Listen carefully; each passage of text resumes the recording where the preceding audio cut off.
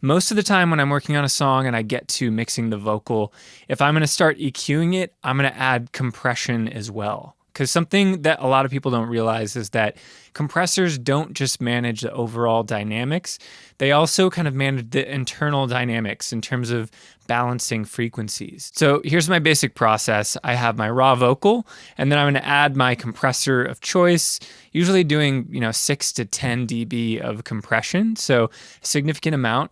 And then automatically it's sounding a little bit more balanced. But one of the things that I usually notice is there's too much low end. People record really close to the vocal mic and they get that extra bass boost from proximity effect. So I grab an EQ, I dial in a low cut filter, and then usually a bell or a shelf, and I'll subtract a little bit from the low mids just to get rid of some of that woofiness and some of that boxiness. So here's how the raw vocal sounds. It lingers in my head, and when morning comes. Here's how it sounds with compression. It lingers in my head, and when morning comes. And here's how it sounds with that EQ. It lingers in my head, and when morning comes, it feels like a dream.